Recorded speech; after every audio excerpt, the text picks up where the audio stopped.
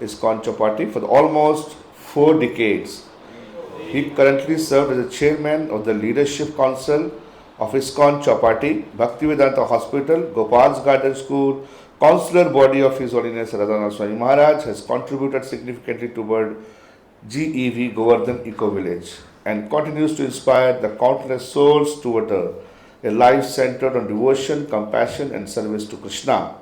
He served in various capacities to support a Vedic value in society, including his role in IIM Ahmedabad, BAIF, and Shri Sadgur Seva Sangha Trust. He is almost chairman of BAIF, a leading NGO whose missions to elevate poverty through management of water resources and livestock development has reached over 5 million poor families and spread over 80,000 villages in 16 states of this country. And he is a graduate from the Sydenham College and alumni of Harvard Business School Advanced Management Programs.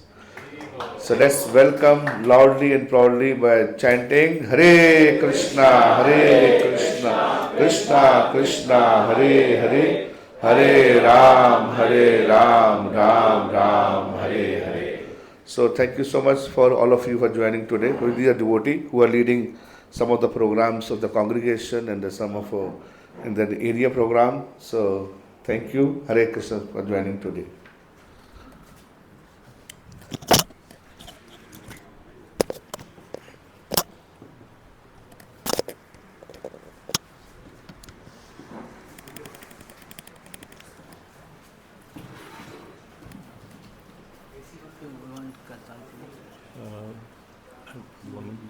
You can do. Huh? Yes, they will. 5 minutes.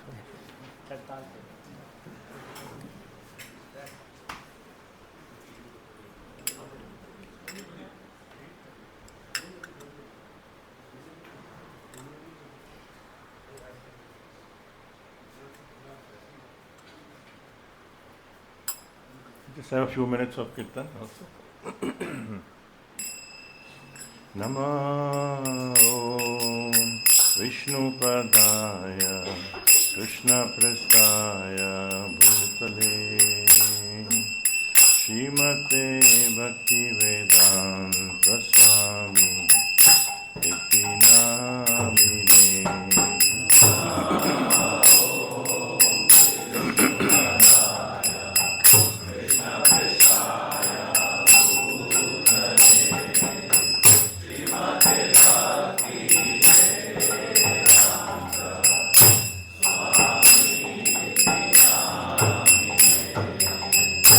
Namaste Saraswati Devi Gauravani Pracharine Nirvishesha Shunyavadi Pasata Deshatarine.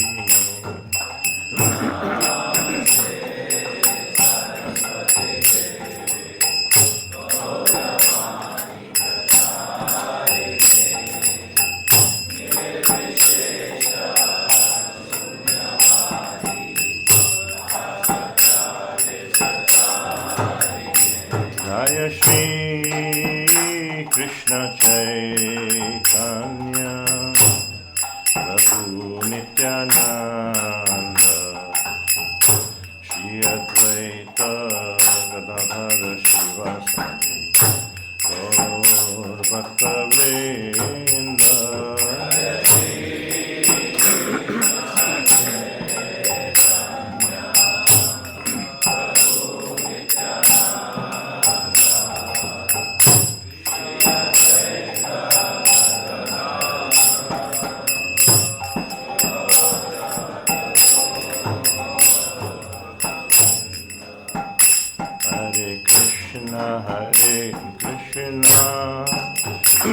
Krishna Krishna Hare Hare Hare Rama Hare Rama Rama Rama Hare Hare.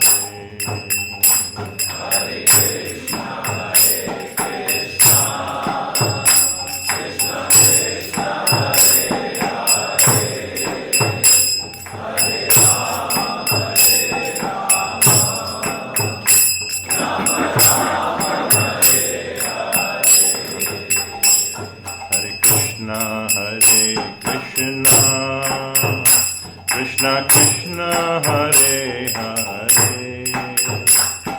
Hare Rama, Rama Rama, Hare Hare.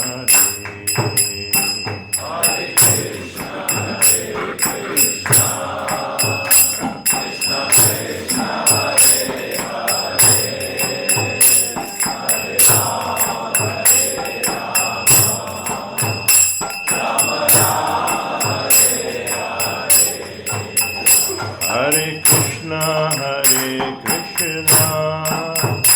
Krishna Krishna, Hare Hare, Hare Rama, Rama Rama, Hare Hare.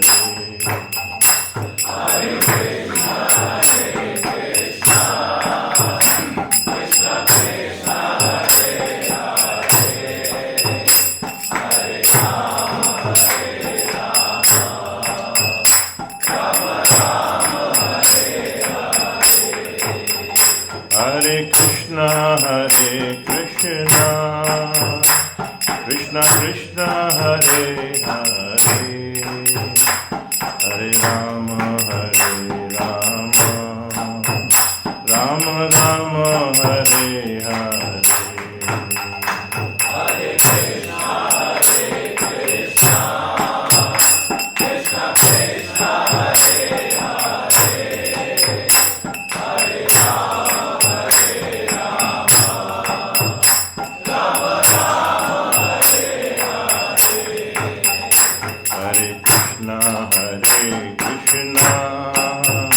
Krishna Krishna, Hare Hare, Hare Rama, Rama Rama, Hare Hare. Hare Krishna, Krishna Krishna, Hare Hare, Hare Rama, Rama Rama, Hare Hare.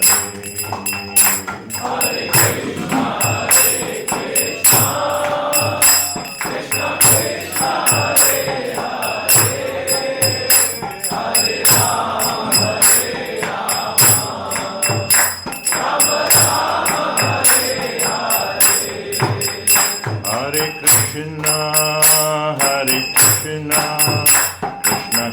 Krishna, Hare Hare, Hare Rama,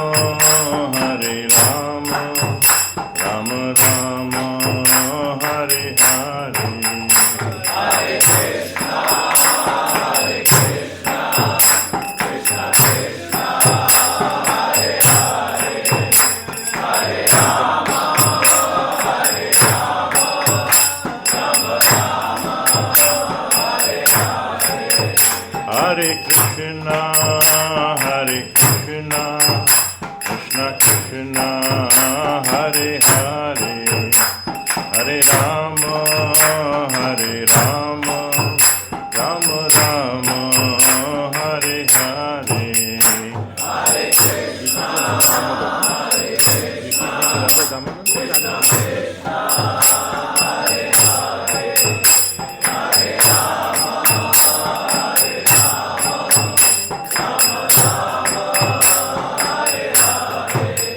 Jaya Radha Damodar Radha Damodar Radhe.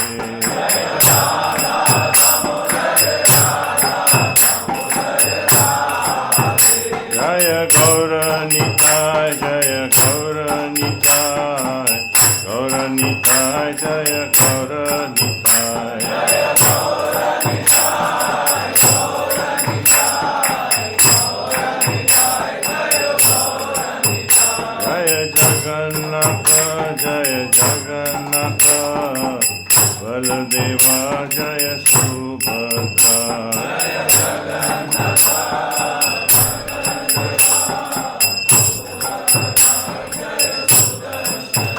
Jaya Jaya Shila Prabhupada,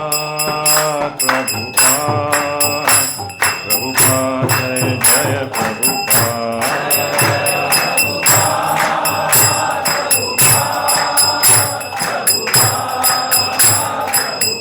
Jaya Jaya Gurudev, Gurudev, Gurudev, Gurudev.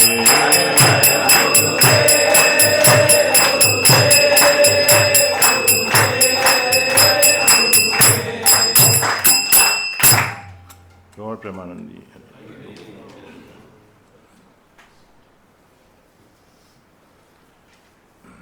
Om Ajnantimirandasya Gyananjana Shalakaya Chakshurunmilitam Yena Tasmai Shri Gurave Namaha Shri Chaitanya Manobhishtam Stapitam Yena Bhutale Swayam Rupa Padamayam Dadati Swapadantikam Vandeham Shri Guru Shri Yuta Padakamalam Shri Guru Vaishnavamsa Shri Rupam Sagrajatam Sagana Raghunathanvitam Tam Sajivam Sadvaitam Savadhutam Parijana Sahitam Krishna Chaitanya Devam Shri Radha Krishna Pada Sagana Lalita Shri Vishakhanvitam Sa He Krishna Karuna Sindhu Dinabandhu Jagatpate Gopesha Gopika Kanta Radha Kanta Namostute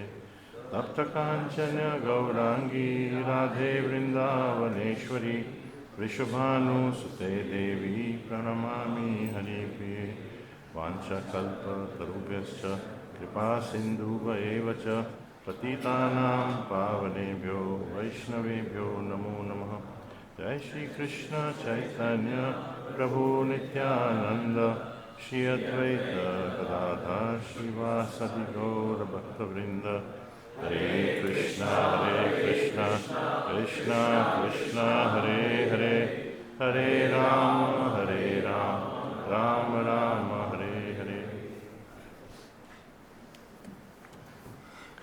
Hare Krishna, and thank you very much for the kind words, Prabhuji. I just pray that I don't let you all down. So I was asked to speak something on work-life spirituality balance. So I will just share from my own experience, so it may be a bit subjective. And I thought I'd just make it practical. There won't be many shloks or many quotations, and just going by my practical life experiences. So what happens is that if we just take a normal human being, leave aside Krishna consciousness for the time being. When we were born, when we start, we go through education and we increase our concentration on our career, and then we get married.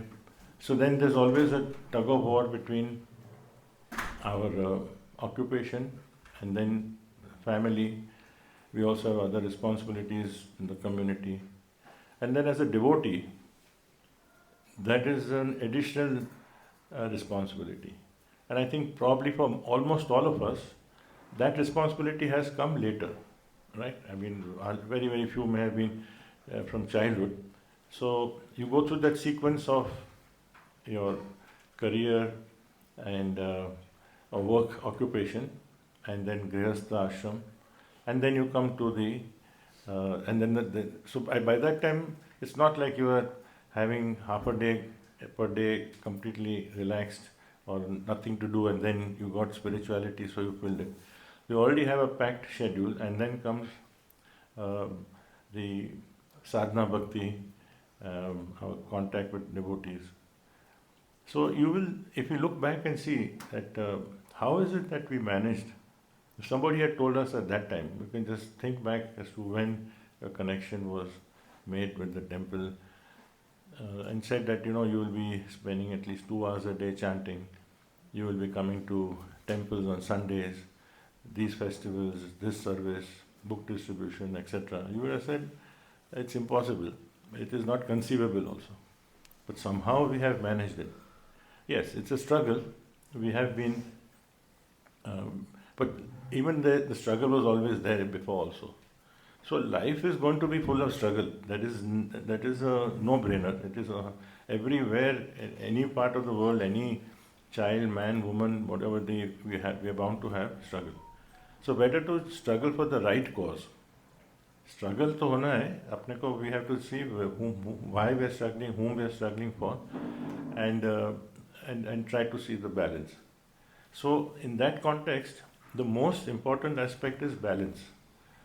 That's critical. Why? Because we are juggling with many responsibilities. Other than grihastha ashram other than our family needs and occupation and the spiritual needs. Then we also have other responsibilities, social responsibilities are there. We have to cater to our parents' needs, also relatives. I mean, so some are more in community relations. So you have diverse responsibilities. And on top of that, we have our own emotions. We have our own apprehensions, we have our aversions, we have our likes, dislikes. So those emotional upheavals are there. So within that, then we are always struggling because we have gone to one responsibility, another responsibility, and then some days it's too much, some days we have more time. So we need to reflect rather than react.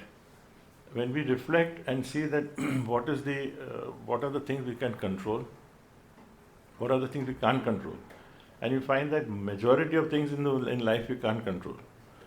But we can, and some things are predictable, some things are unpredictable.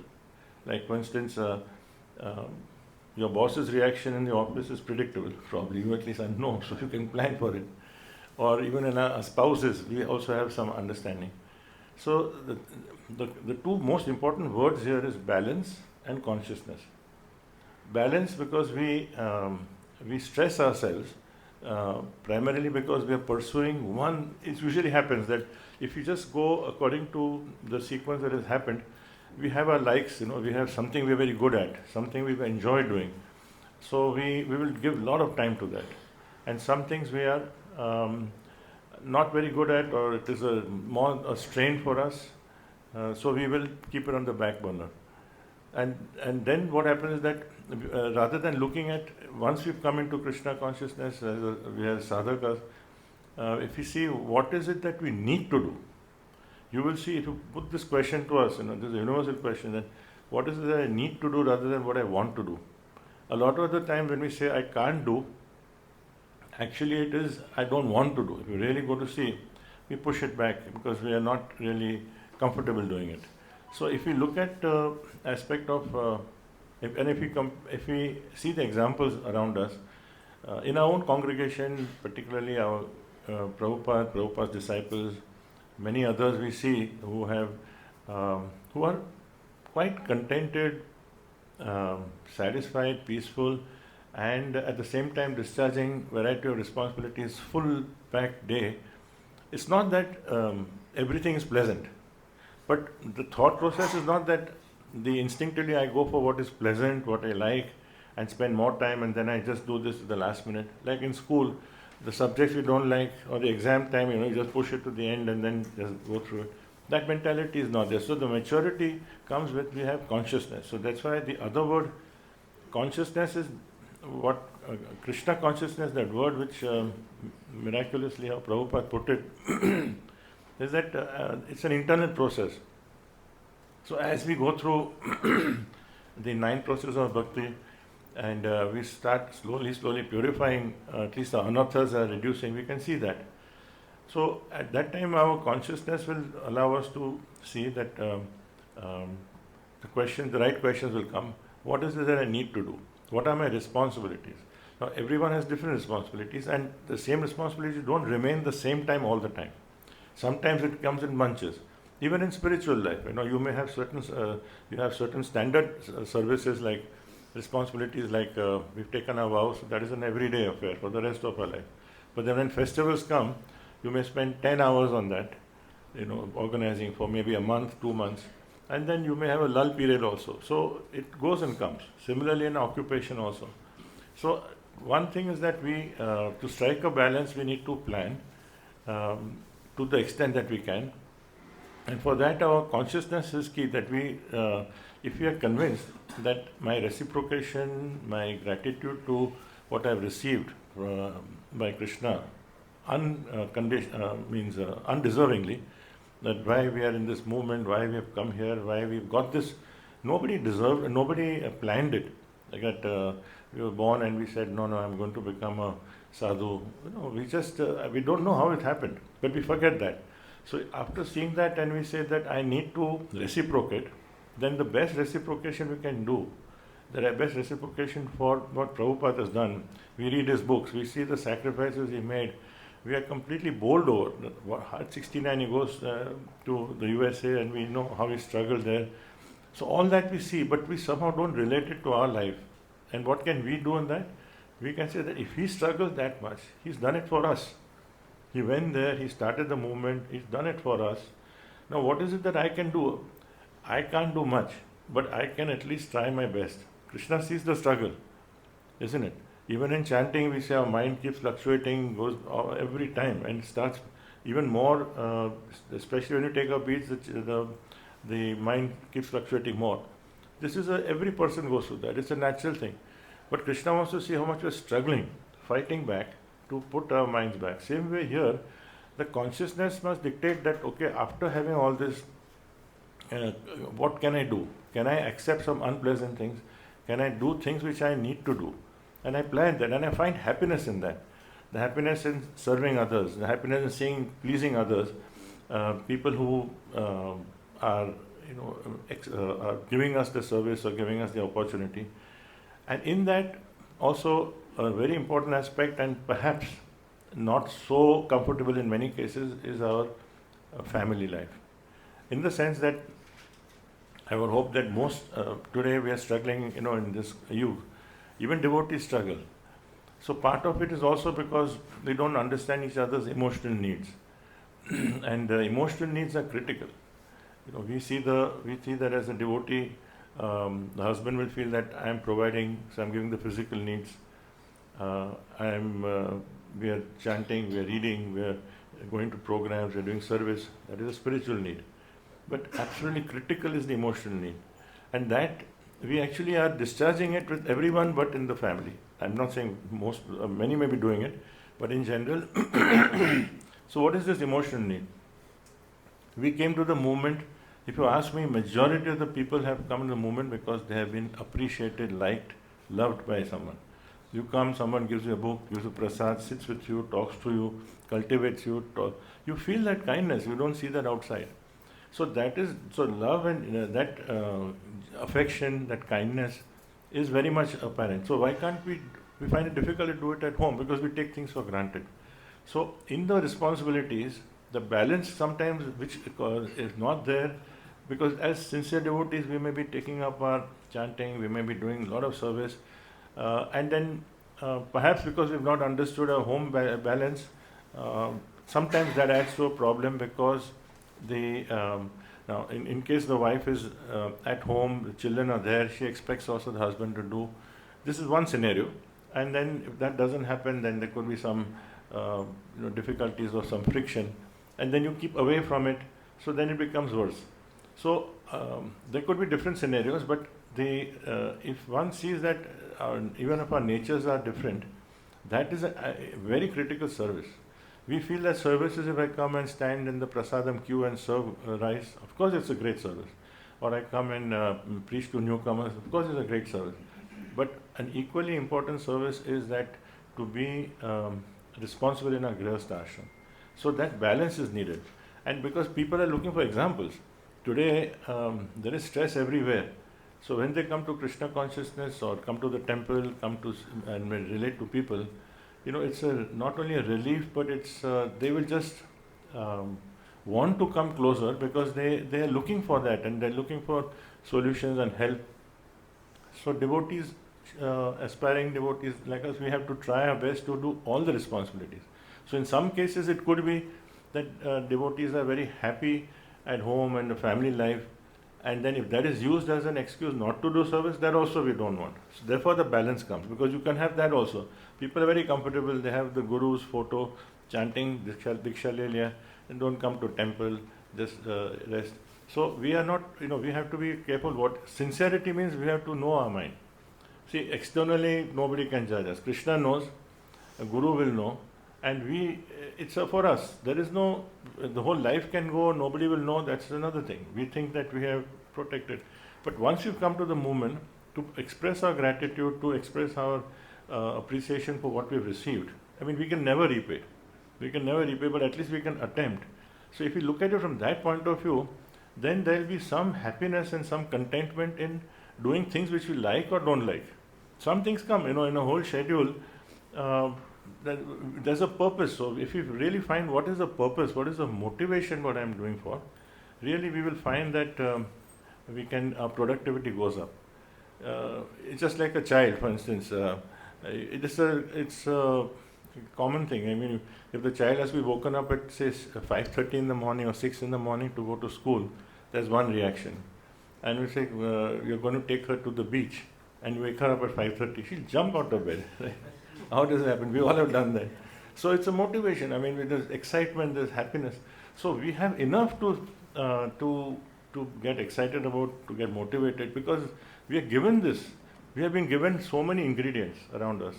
We have been given all. It's like in the kitchen. We have got all the ingredients. It's just that we have to mix it together and put it into our life. So otherwise, what happens? Our conception of where we get happiness is already pre-decided in our mind, and sometimes we cling to it. Like I'm going through and I see I just have a certain bank balance. I need to have a certain size of house. I need to have a certain job. I need to have a certain spouse. These are my things. If I don't get that, I feel it's a little lower. We start from that, and then we come to temple. So I'm chanting my 16 rounds. I've taken initiation. My duty is done. I'll come to my service. We're doing it in compartments. Actually, the whole thing is it's as we go, as we flow. Different responsibilities come at different times. It's not like today is a Saturday, so I will only be a good father. Tomorrow is Sunday, so I will be a good son. No, every day we are doing simultaneously. So as a devotee, we have many responsibilities, but we forget that we also have family, work, and in work also, that's something which a question generally comes, that how much is too much? Should I just do the minimum? So it really depends on our motivation, because work is also a way to express our service. There's a lot that we can do. Depends on where we are put. We can network. We can also invite people. Like we can use our influence if we have come to a certain level, or if we are put in a position where we have resources, then we can use that, to call people to programs or to host programs. So if that is our motivation, then we see that Krishna is like our partner. He's a hidden partner, because we are doing and we are trying to please Krishna. And there are devotees, you may be knowing, all over the world. Some of them who actually are, they have started private equity, and they invest in companies, and they only invest in those companies once they're clear about it. But they make sure that the people who are managing it, that they say that, okay, 50% of the profits goes to Krishna. So they make it clear from the beginning. It's working extremely well. So, but then it's a hard work. They are really putting in 14-hour days, but they are very motivated, because this is a process. But they are looking that if Krishna wants it to be a success, then it will go to Krishna. So in our work also, if Krishna is our partner in many ways, then we don't find the drudgery.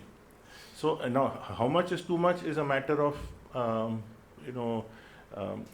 know devotees, many devotees whose mentality or consciousness is, they're very sattvic.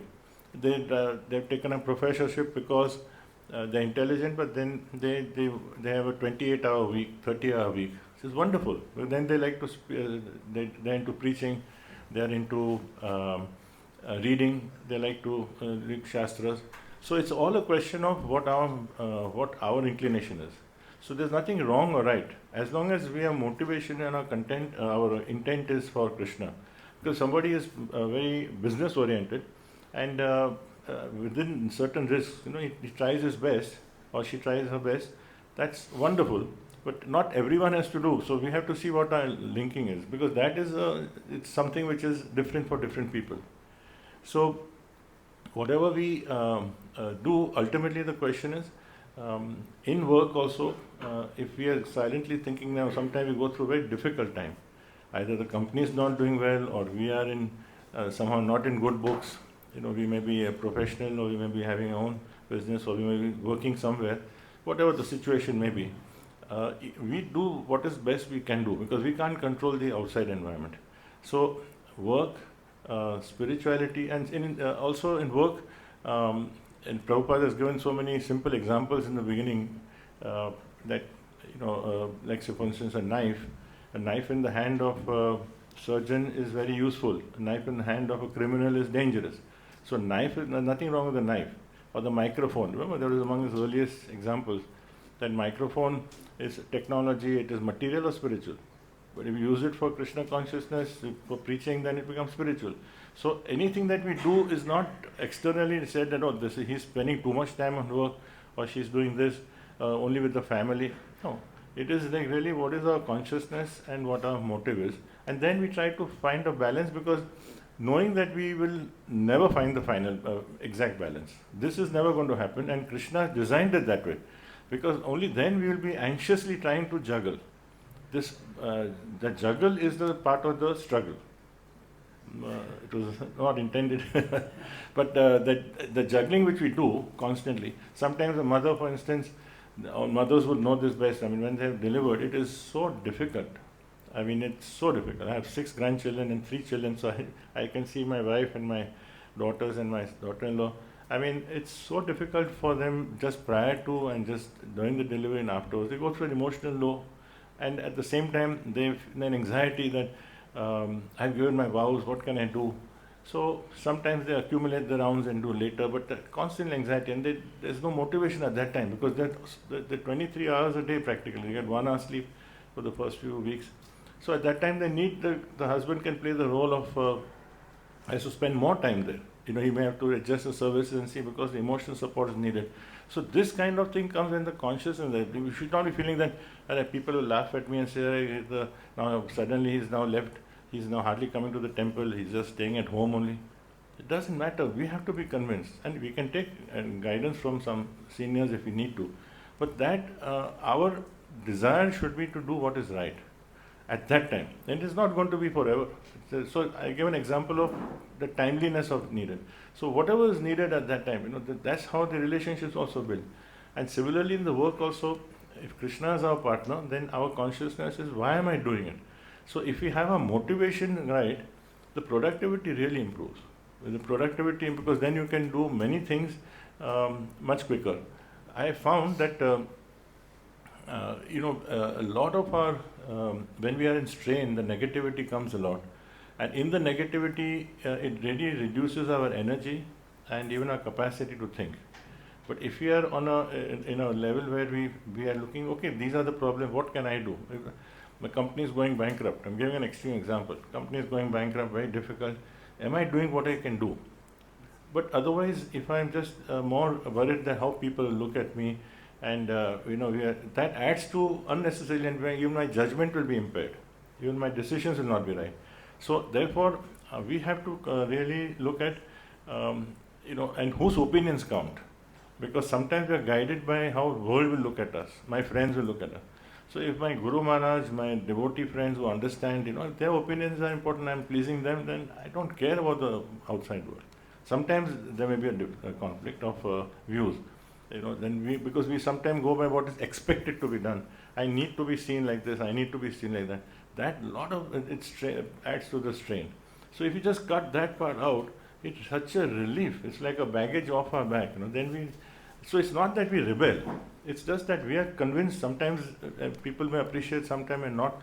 But what we need to do, then it's a satisfaction that there's something which I now coming to a situation where it's a high pressure situation. I'm not very comfortable. I'm not going to be comfortable, but because I'm doing it for this, somebody has to do it. Like just an example, somebody has to, we have a trust, and that trust owns some property, and then there's some court cases going on. Going to court is not a comfortable situation. We are not meant to go to court, but somebody has to do it. So when you do it, you see what is the purpose. We don't know the outcome.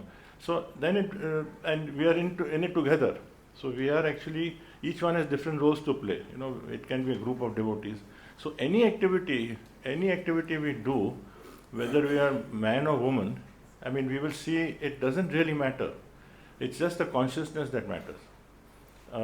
I remember many years ago when one of our leading Matajis, that time she was not married, so she used to come to the temple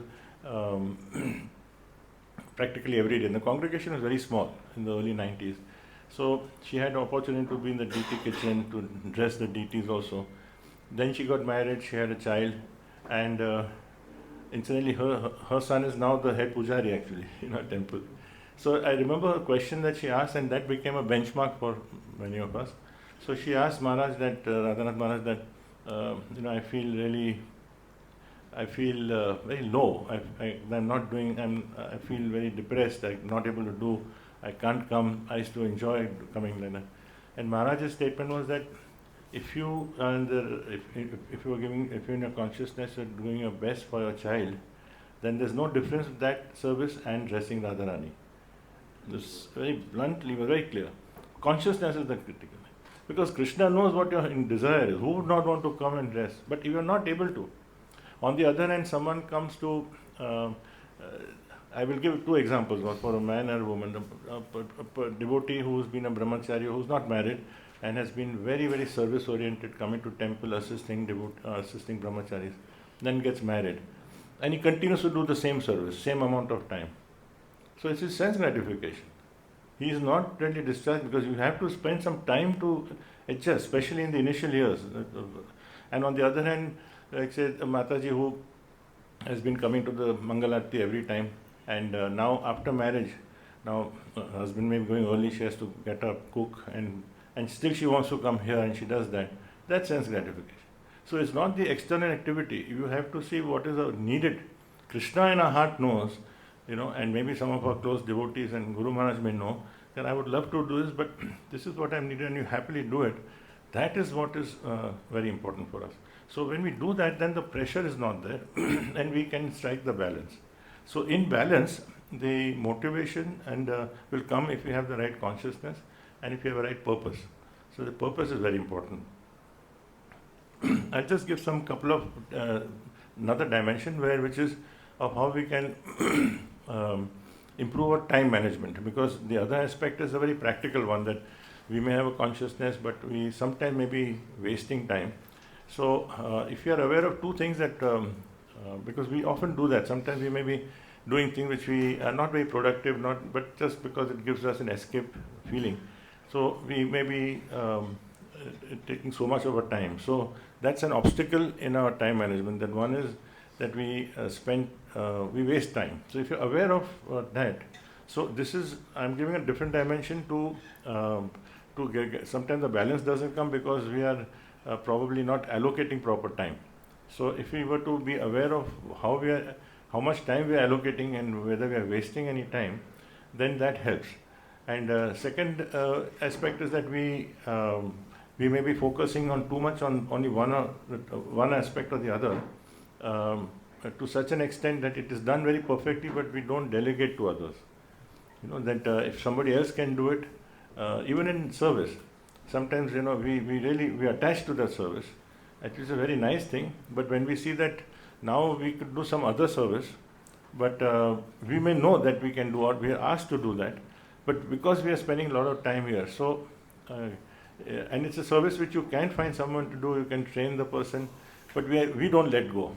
So that is something which is in our control, but it needs again the same purpose, that I'm not attached to one particular service, I'm attached to serving.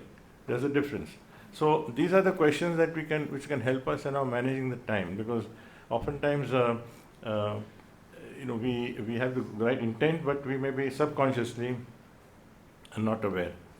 Another obstacle is procrastination. Procrastination means that something which is very difficult or unpleasant to do, like you have a difficult conversation with someone in a home or in the environment, work environment or devotee environment, and we postpone it. We keep postponing, and just let it go because I'll do it at the last minute. So that's something which also adds. So these are obstacles if you're aware of it, and then.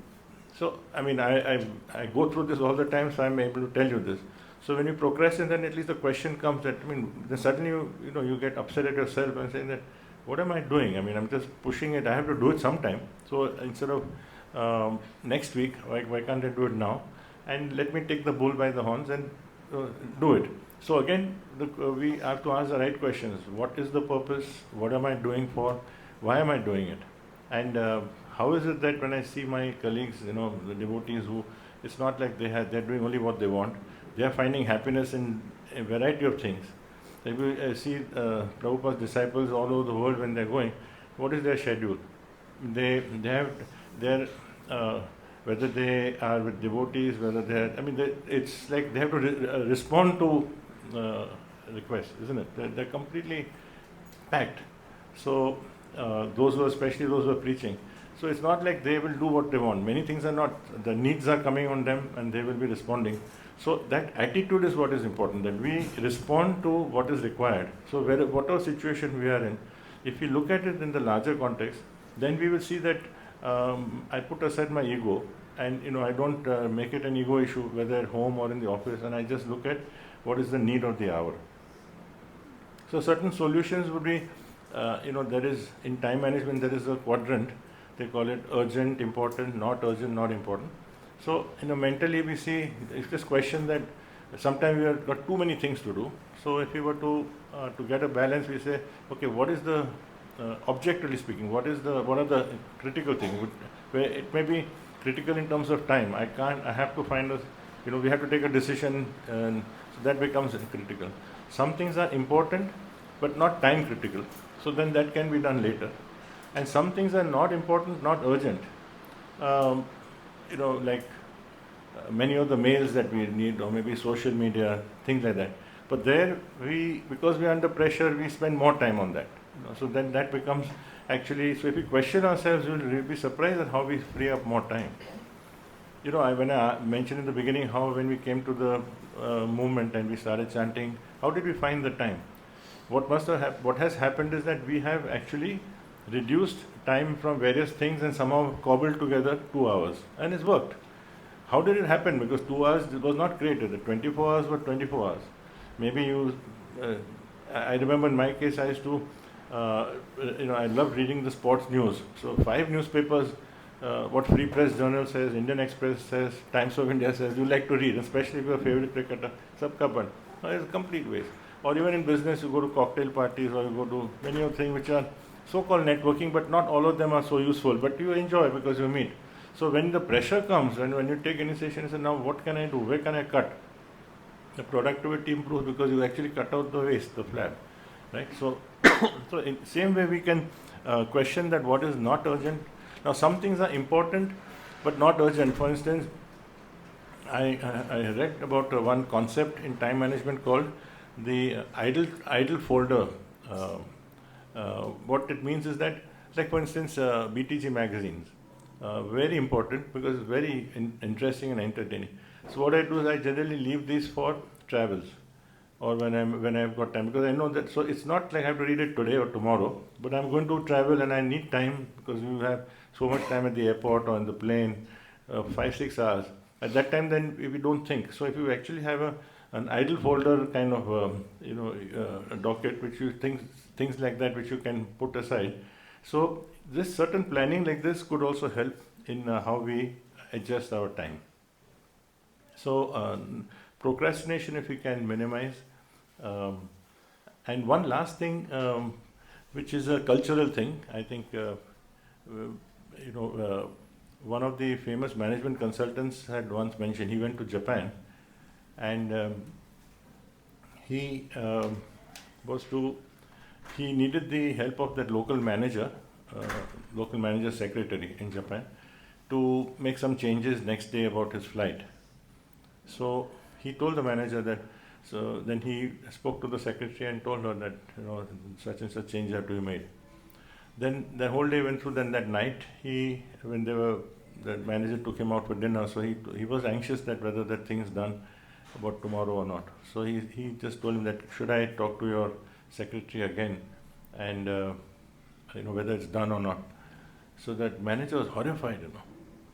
He said, no, she will commit harakiri if you even ask her. In Japan, harakiri means you fall on the sword. Literally, that was the time when they used to do it. The point was that in Japan, the culture is you don't need a follow-up. Once you say it is like a matter of critical importance. You just do it. This, by and large, almost all, very, very, they will just do it. You don't have to say second time. So it saves a lot of time. In India, I would say Hare Krishna is the 2 most important words, but the next 2 would be follow-up. So no, but in our cases, if we are take a responsibility and mature enough, then it really saves a lot of time. And this is a personal need also, because I find this in when you come to in the devotee world, devotees are transcendental in many ways, including in time. You come 10 minutes late, meetings start late, so many things that happen. Then you're waiting for everyone. Online also now, you've told everyone to come at 8, and then 5 people are not there, so you're waiting. So these are the things which can go. So if you're conscious of it, it's not deliberately done.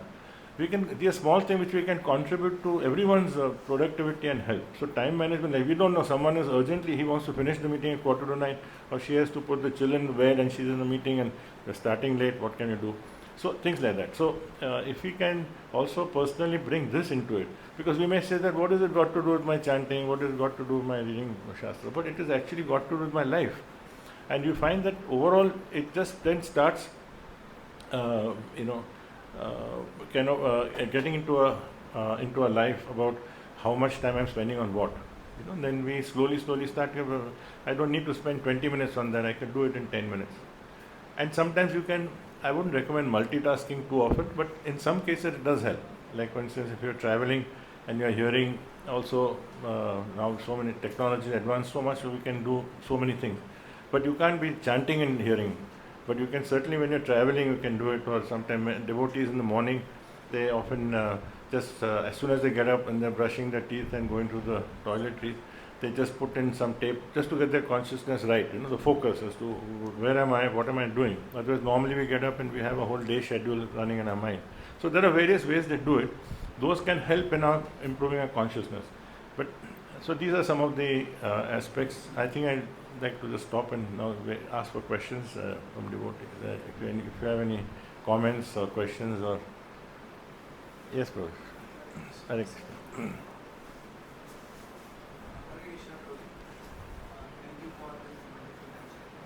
Shall we pass this mic?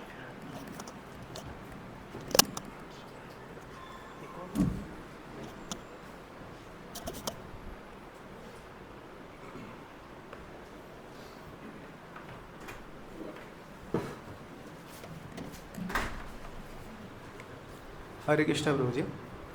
Thank you for this wonderful lecture.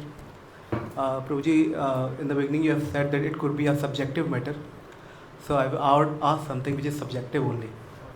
So like a day before, when we set our schedule and for the next day, and you have a schedule prioritized, then we very well know that in the morning we can do max to max chanting. Also we prioritize that we should do some physical exercise so that we get like our health get fit. After that our schedule start, and at the end we keep it for sadhana, hearing and reading, and also that in between we can't induce it because it's our work time.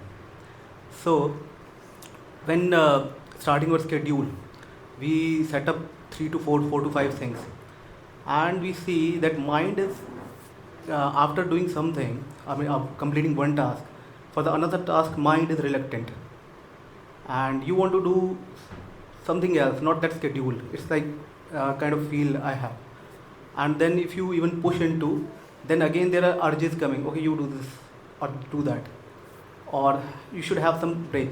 I also keep breaks in it, but at the same time that the main priorities are there. Sometime I feel that most of the time I would like that feel that okay, push them up, and let's do that. After that you can do this. And when the day ends and then the time starts for a sadhana, it's a regression inside that these are the priorities which are incompleted. Sadhana is not a urgency for tomorrow.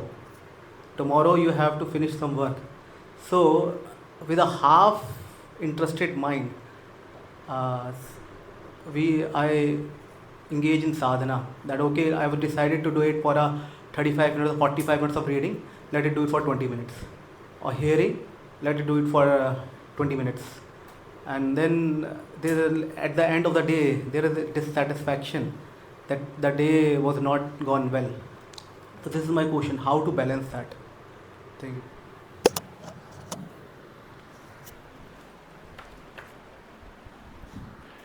So, when you're exercising, for instance, can you not hear at the same time?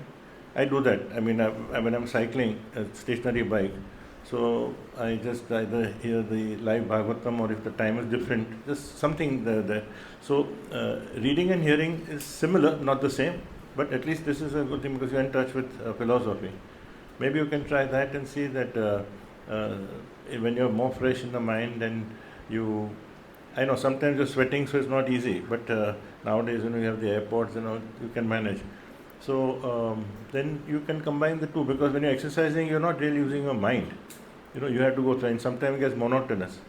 I don't know, you go to the gym or run or walk. So if you try and see if you can hear that time, that would be one way. The other is that what I generally cover, that it's a challenge for all of us, but we need to keep back coming to that the life is short, and what is my purpose, what am I doing, what I'm doing, each of the activities, and this is something which it is very important for me. Then sometimes we have to force ourselves to, maybe when you're in the I restarted going to the temple. I was not going so often in between. I mean, I used to go, but not in the morning program. Now I started again at least twice a week, only for this purpose, that then I get that atmosphere, just that vibrations are there. Just few months only I started. So we can try different things. If this question will keep coming, if we are clear in our mind, okay, what is my priority? Actually, I need to do. So it's good that you are dissatisfied, because if you are completely contented and you make peace with it, then the question doesn't arise. Then you are happy, and it will go on, and slowly, that becomes a lower priority. So you already realize it's a high priority, but you have the question of time, finding time. So try some of these things. I mean, I would say chanting has to be in the morning as far as possible, clearly. Except those who are having night shift, those are very challenging time. Some people have that, and then those are specific issues how they can adjust that time. And if the work is getting too much, in general, I'm saying that sometimes some people say that no, they have, like, they're spending 12, 14 hours. Then they should really question, if they're spending 70, 80 hours plus, whether then what is their priority? Do they have to have such a schedule where it can be mentally exhausting, physically exhausting? So ultimately, otherwise, we could be able to find some time, and it's possible that every day we may not be able to perhaps read or hear every day, but most of the time, and then sometimes we have more time than we can allot that. And sometimes when I find that if I'm going to Canto 2 of Bhagavatam, it may be getting too much. I switch to Krishna book. And Prabhupada has sanctioned it. So, and Krishna book is very much more readable. So sometimes you can switch that. So if your body and mind is tired, you can take up stories which are really so relishable and also very Krishna conscious. So sometimes you may not really want to go into philosophy. So you can try some of these things. This is my suggestion. Yes. Directly you can ask. Okay, this is my only thought. Yes. So, Very much. my doubt is related to the emotional aspect you covered. You have actually covered the emotional aspect. Now, in my family, I have father, mother, my wife, children, brother. Now, in principle, the problem is tu main. Usually, what happens is that everybody thinks that he is right, I am wrong. And with time, we have understand that this will happen. It could be as small an issue like हमको tile लगानी है, marble लगाना है, या बच्चे को arts की class में भेजना है, नहीं भेजना है, या नित्य सेवा के ऊपर डोनेशन करनी है कि नहीं करनी है. ऐसी कोई भी पेटी इशू होते हैं जिसमें तू मैं चल रही होती है, तो उसके हर एक के अपने अपने ओपिनियन आते हैं. तो उस समय वी हैव रियलाइज दैट ये आएंगे, 5 मिनट तक बहस होगी, फिर सब शांत होंगे और फिर दोबारा रिपीट नहीं होगा, लेकिन कभी ज़्यादा होता है कभी कम होता है. तो इज इट राइट कि हम नॉर्मलाइज तुरंत हो जाते हैं, या हमको ऐसा होना ही नहीं चाहिए, उस तरफ जाना चाहिए, या नॉर्मलाइज की तरफ, नॉर्मलाइज जल्दी हो जाए उस तरफ फोकस करना चाहिए? नहीं, मतलब इट्स नॉर्मलाइज, मतलब टू मीन्स यू डोंट ज़्यादा उसमें बात नहीं करनी है, यू मूव अवे. नॉर्मलाइज करना मतलब इसको you can spend a week fighting over it, you can spend 5 minute fighting over it, और you can spend half a day fighting over it. वो नॉर्मलाइज जल्दी हो फोकस करें, या उस पर फोकस करें कि कभी भी ना हो, क्योंकि वो तो हाँ तो उसमें in some things you may be the decision maker, means it's your decision. In some cases you may not be directly. So when you are yourself to make the decision and you are the one who has to initiate it, probably you can spend time on that. But where you're part of a family, but then it's not your view, alag view hai, you don't agree, but then you can just let go, because as you said, this is happening regularly, so you can anticipate that some things will happen. So otherwise your energy will get completely drained. So in some things we just discipline ourselves to switch off, this is not a big thing. But some things which are important, then we may have to stick to it. So discriminating between what is important, what is not, and those important it may be that you are directly involved.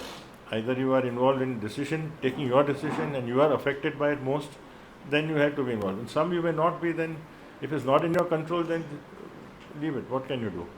Family में सभी control में आ जाते हैं, तो the point है कि इसमें how long should we stick to a point.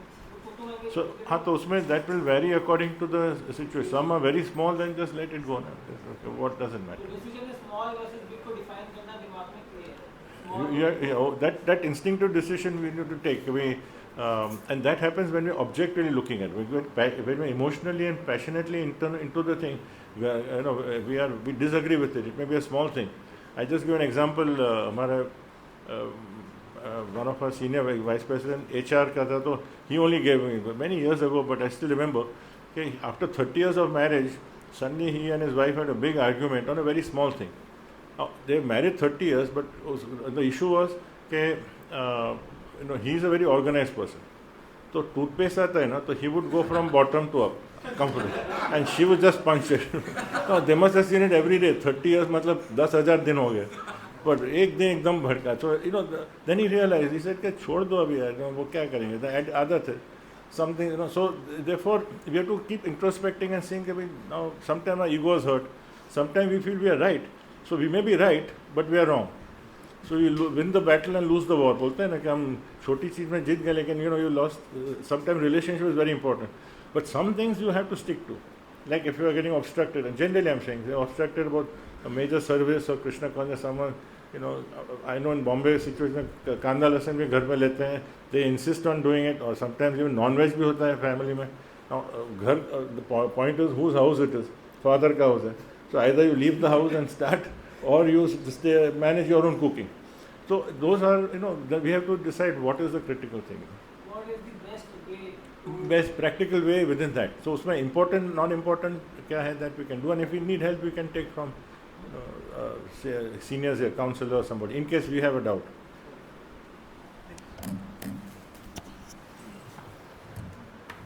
Krishna Prabhuji, I have two questions. One question, like you given an example of the cocktail party, because like a businessman, like a founder of company and chairman of the company, you have to grow the business, make a networking, take a business, do sometimes sales also.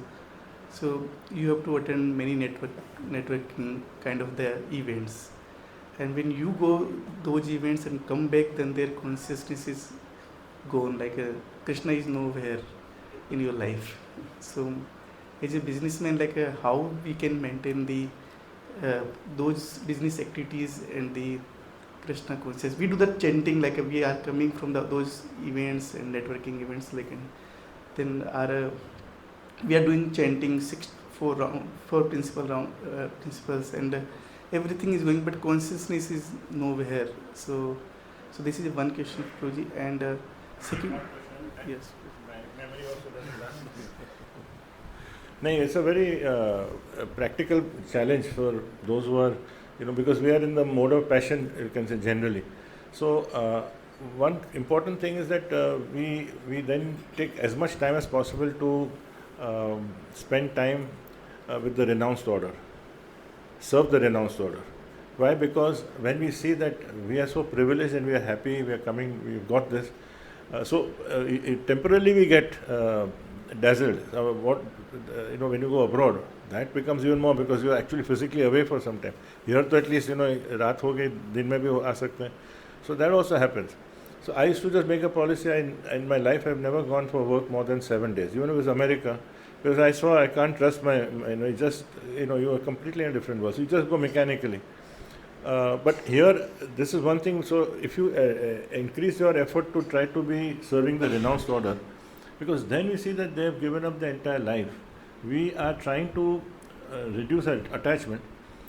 That's one thing. And second is, if we again just at that time we look at what is the purpose. Now, once you know it, after the event, when you've gone there, then we are in a less spiritual mood, let's say.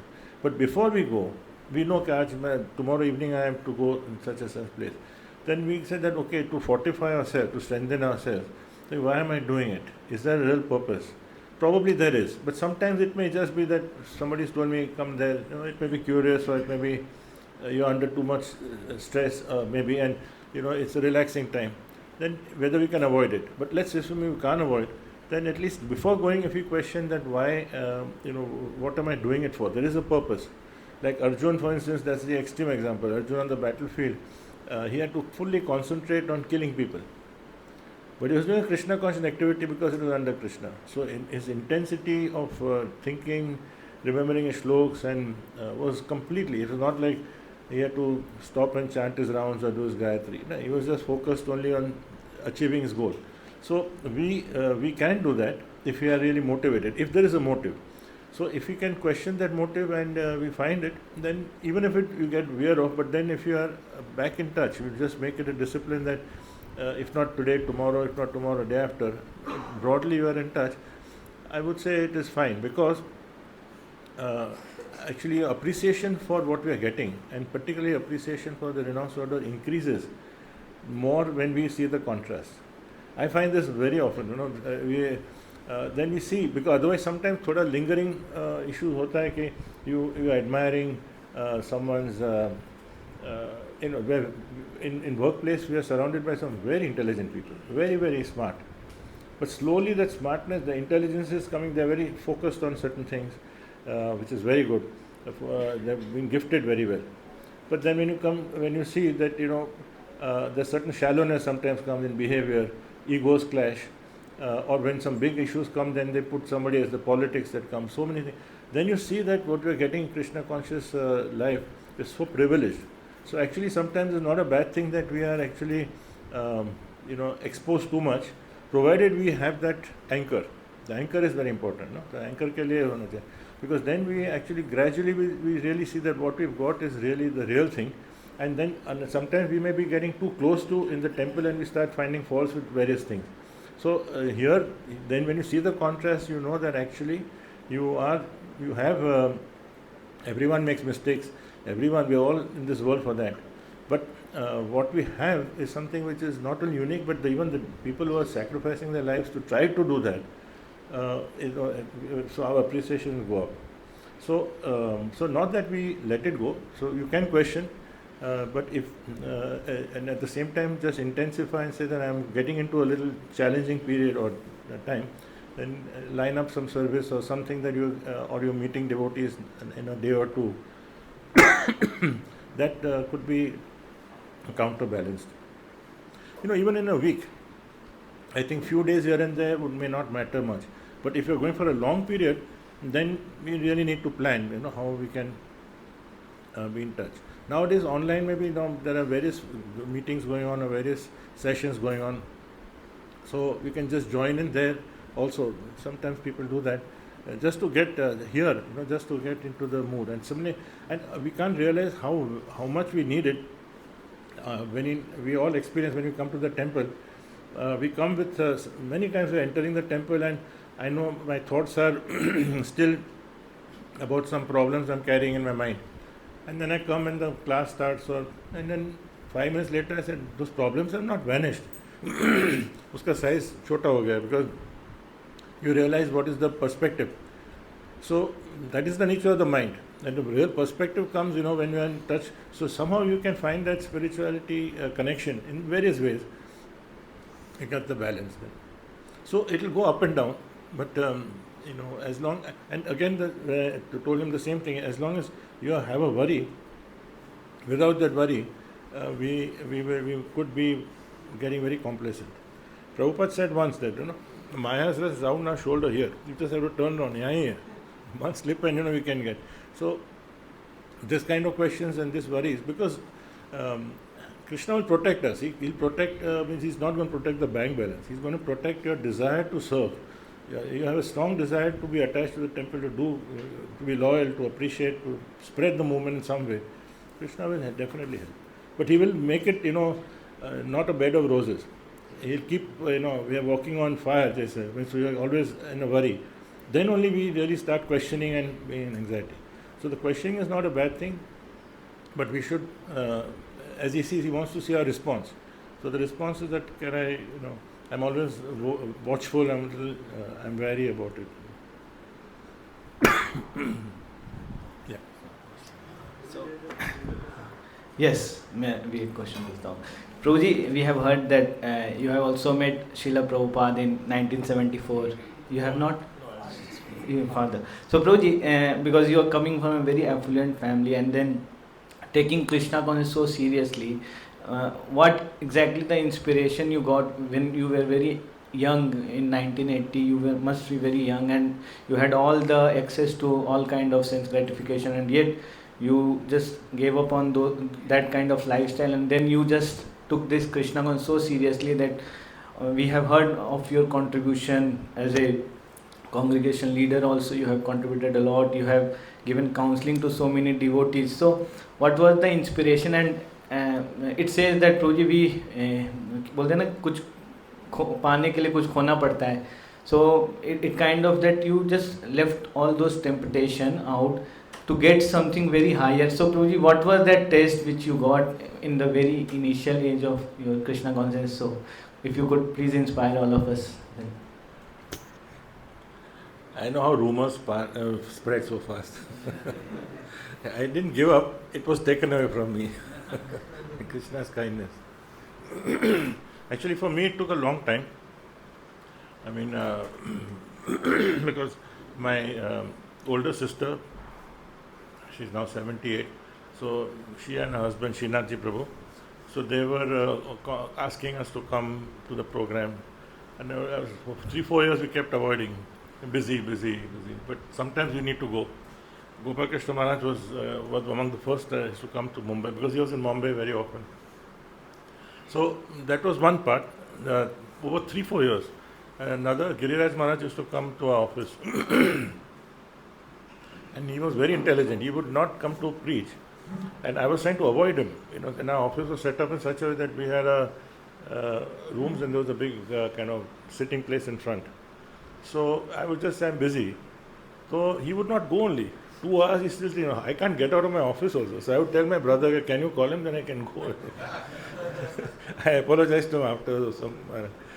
But somehow then I realized that, and he would only come and he would not preach. He would just come and open his silver dabbi and give this knockout prasad of Radha Ras Bihari.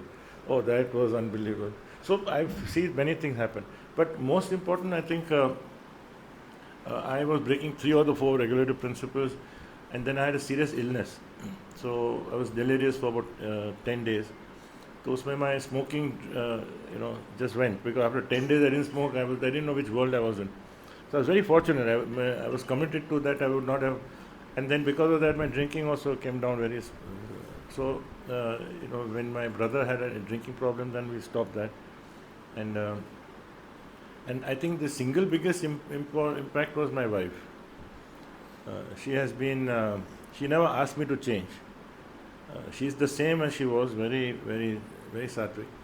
But I could see the impact that later on, because we came to ISKCON 8 years after our marriage, 9 years after. So in the initial years, a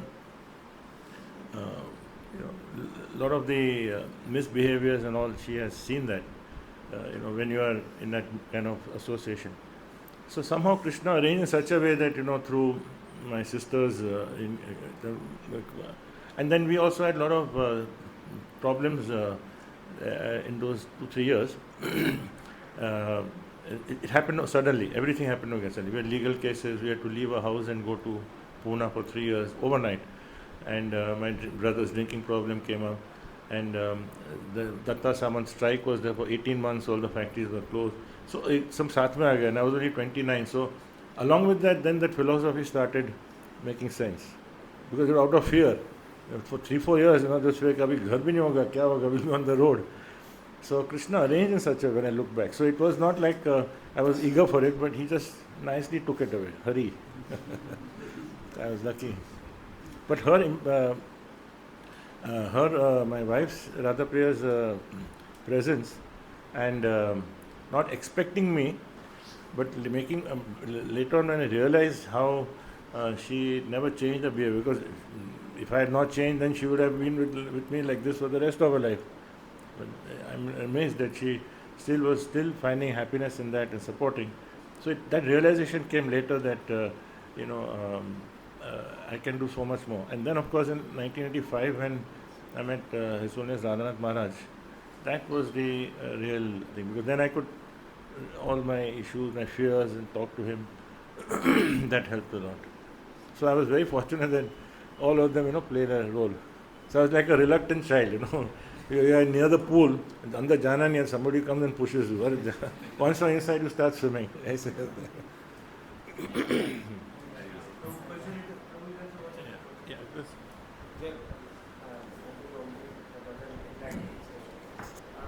My question is regarding statement that you made that sometimes without the right consciousness, even a Krishna consciousness activity can be taken as sensual. So I wanted to understand how does that happen? In the sense that it can be selfishness.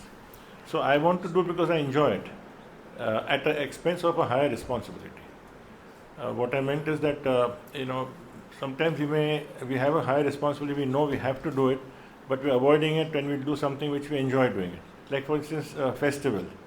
Let's say everyone would love to have a kirtan program or a festival, and now next day your child's exams are there. I'm just giving an example.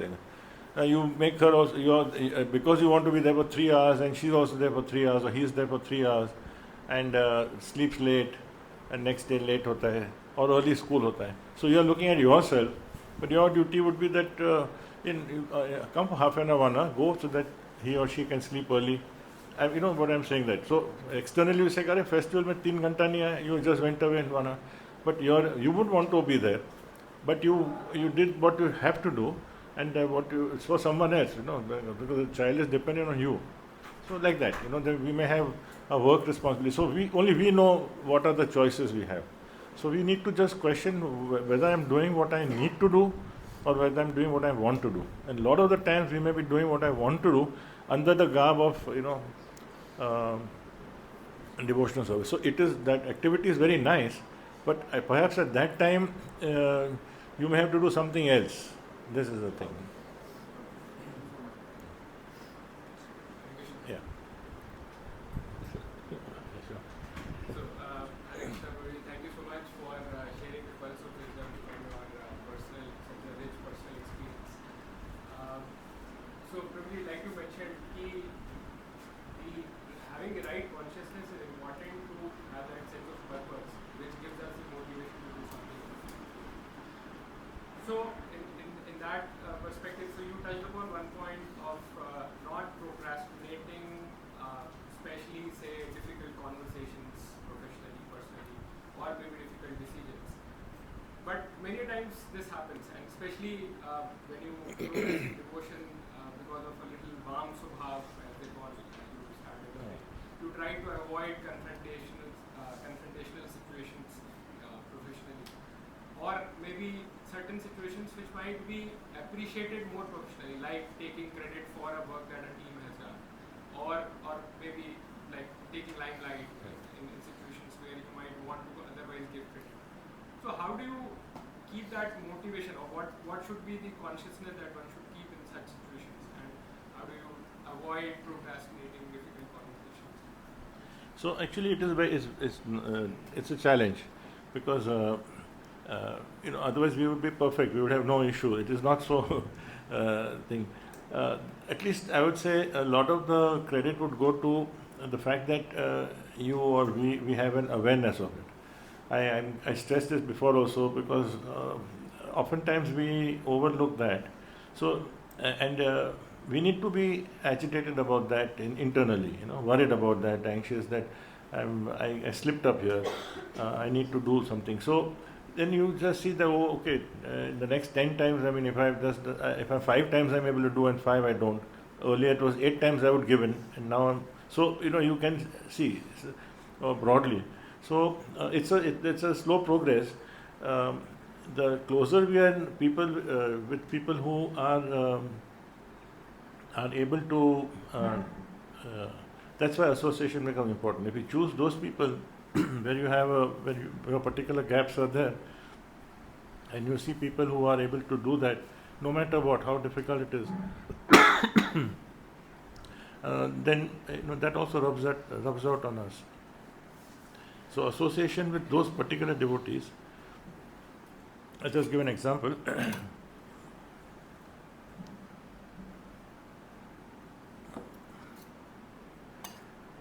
In Prabhupada's time, you may be knowing that this brainwashing case went on. Then some of the parents actually went to court and said that this Hare Krishna movement is a brainwashing movement. A mantra bhi dete hain, so they are controlling the mind and all that. It became a very serious thing. It went to the New York Supreme Court, State Supreme Court, and Prabhupada was. So if you see Prabhupada's reaction, incredible. So it was probably a year or two, and he was telling his devotees, you take all the law books, tell the judge, this is from 5,000 years, it's not Brahma. He was guiding from the back. So his response was, if you go to see, everything moved on that. If that was considered, if that case had gone against, one can't imagine what would happen. Everything comes to a close in the US. And the judge's judgment in 76 was amazing. I mean, it was very clear. Because so many people came forward. So he became a fighter. He responded. They rallied all the supporters in the universities, Harvey Cox and others, people who were in Americans but who actually appreciated. So the response was, like a tiger. He just really went. So I think we can. So he's not physically with us, but if we are in touch with people who are doing what they need to do all the time. So, and we can see sometimes that it is something not very pleasant. Maybe in the temple president also has to deal with all kinds of people. Some controversies come, etc. I mean, you can't avoid it. You have to just face it. Maybe the municipality, communities. So that is one which we can, and along with it, our awareness that we are, sooner or later, I need to take this call. I need to take the decision I need to face the consequences, whatever it is. Question is how well I can do it. So I think both these things, it's a matter of, just if you are not satisfied, then we'll always measure ourselves and say that, am I improving in that? You have a scorecard at the end of the year. First we have your KRAs and you just, key result areas, and you have your goals, and somebody questions and says, okay, ye goal tha. So if we set ourselves and say that what are my weaknesses? Again, we come down to that, that reciprocation to what I've received. Is the best way is that in my the anarthas, I need to be blunt. Maybe I have a lot of attraction for this or that. Can I reduce that? So it's something expressing our gratitude and then work towards it. So thoda sa we also gain. So awareness is first, and some people may list down also. Some people are mentally aware. Okay, I'll work on it. Somebody is very, very angry. I mean, he just flares up, and that's a tendency. And then slowly working on it. And sometimes you slip up, but many times you are able to just control. So you look for solution, that also helps. So it doesn't matter if you still slip up, because it's a very challenging thing, and it may not happen overnight. We just don't embrace. We are not in that situation where we just, embrace that. But we are moving towards that. We are not transcendental. No? If you're really transcendental, the platform, we are in touch with that in philosophy. Sometimes we feel that it's so round the corner, but it is not. But nevertheless, we have to move towards it. So my suggestion would be that we should be glaringly aware. We have to be brutally honest with ourselves. That is a general statement I would say is very important. Internally. We may not express it with others, but we should know what our weakness. Some secrets may not be aware, people may not be aware. It doesn't matter. It's like walking 3 steps, then you fall down, get up, walk 2 steps, then 1 step back. Aage badho, go on. One last question, if I may ask. Sure. Thank you for an enlightening session. Prabhuji, quite often we see that we want to change our jobs, and it could be because of our senior designation or higher salary package. But then also it goes without saying the grass is always greener on the other side. But for devotees, what would you suggest based on your years of spiritual practice and professional experience? What should be the deciding factors when a devotee is interested in changing a job? Because changing a job can bring more money along with more responsibilities, but that might also obstruct or become an obstacle in our spiritual practices. So what should be the ideal approach? So actually it's a decision which will be made on criterion which are really very functional. So as far as devotee is concerned, overall we would see that yes, if you're going to something which is going to be abnormally, is it going to affect my spiritual life adversely? That question we ask. Otherwise, it's really how it can best suit. It may be possible that because I'm changing the job, it's much nearer, my travel is less, income is more, I can spend time with my family, for example, and I'm also able to contribute more in terms of monetary or in terms of time or in terms of networking. It could be. That's great. But that only that person can do, or whoever knows that. So it's not a right or wrong thing straight away. So these criteria are functional. There's what kind of job it is, what you're going to. But one thing in general, I've seen that changing a job is always a challenge, very challenge. When I see from people who join, I have a standard thing. If I have a comparison, if somebody who's inside the company with 70% of the requirement, it's safer there than getting someone with 95% or 90% of the overall requirement, because it's not the person's fault. There's a culture and it's very difficult. So knowing that, and still, you feel that you are maybe you are in a very difficult situation, and therefore compared to that, the adjustment and your mood is to adjust, and you are able to do it. So you can study more. I mean, you can go more, you can research more, find out more beyond what is the formal process. But I think those are the most things. The only question from the spiritual part would be that is it going to adversely affect my spiritual life? Otherwise, here also I'm hardworking, but are there some things which are materially making a major difference? Otherwise, is there a strong reason to change? And do I have a good chance to make it? Because the worst thing you want is you make a change and within 12 months you have to make another change. That's very unsettling like that. Then your choices also become limited, because the new employer is looking and saying, you made 3 changes. So then you have to compromise, then you may have to go to another city. So all those things we have to think of. But it's not a closed chapter. No? If you are in a difficult situation, people do look at it. Change only happens because of materialistic desires. Most cases. But that materialistic could be spiritual also, because materialistic means, okay, you want earning, there's nothing wrong in earning more. What will you do with that? So certainly you may want to improve your standards. You may want to have reduce your loans or go for a higher, provide for your children, that everything.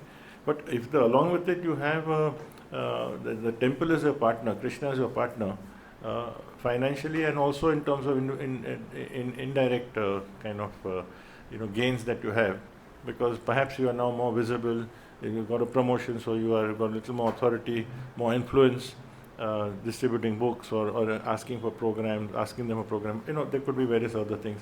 So all that can be seen. So it's not necessarily, so yes, materialistic in one sense, but as we said, what is material, what is spiritual? Your ultimate goal is you want to progress. If you want to be the CEO, there's nothing wrong. But what is your secret goal? If somebody says, I want to make 100 crores, let's say, but 100, what is he going to do with it? And if he thinks, means if he's really very, very keen and he's living a life like that, then it's wonderful. Then, he'll be asking for help. So, question is really, these are the kind of questions that we can ask. What can we do with more money or a better job? Yeah. Spiritually. Why am I doing? Yeah. Why am I going for that extra effort or extra risk? There is a risk, but in cases it may be justified, perhaps because the present situation may be very untenable.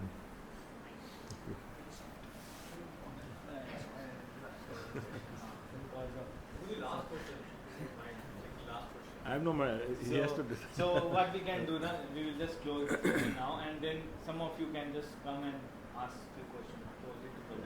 Because some of the devotees have to leave, so they are texting me that they have to rush back. So it will create disturbance अगर कुछ लोग उठ के जाने लगेंगे बीच में. So those who have questions can stay, others can leave, right?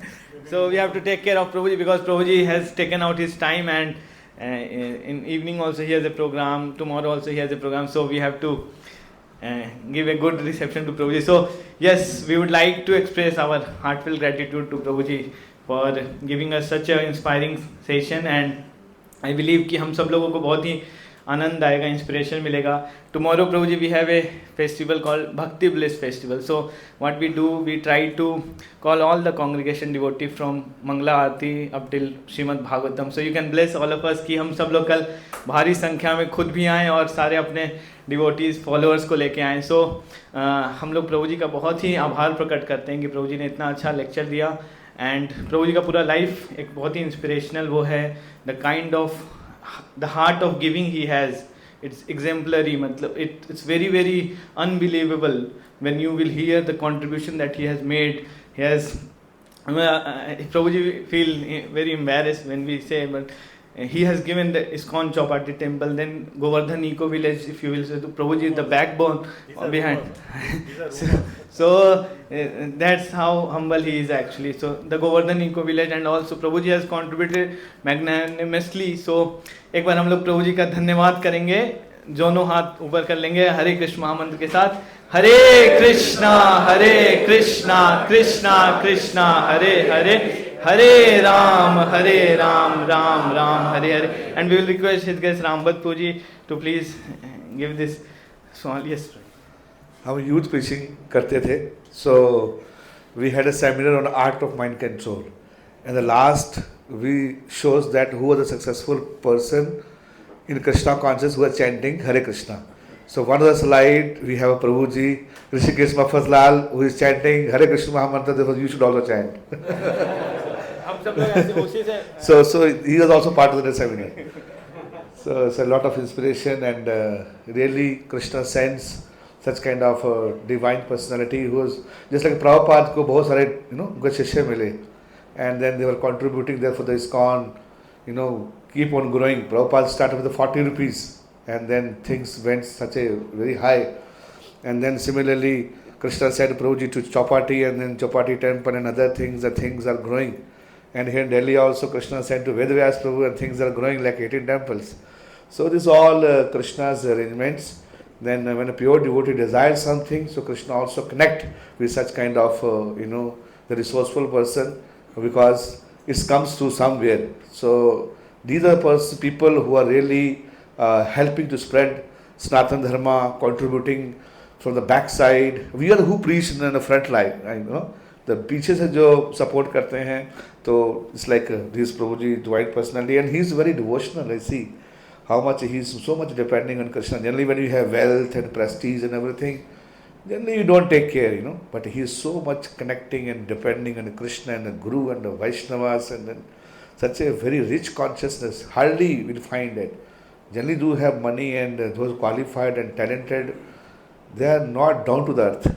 But Prabhuji is, you can see that how he is so much down to the earth and so much depending on Krishna and the Guru and the Vaishnavas and renounce orders. Such a great inspiration. So thank you, Prabhuji. So I would request you to please come regularly here and inspire all the devotees here. So we really need your association and experience and expertise. Hare Krishna. So here's small token of gift, Prabhuji. Krishna. This is our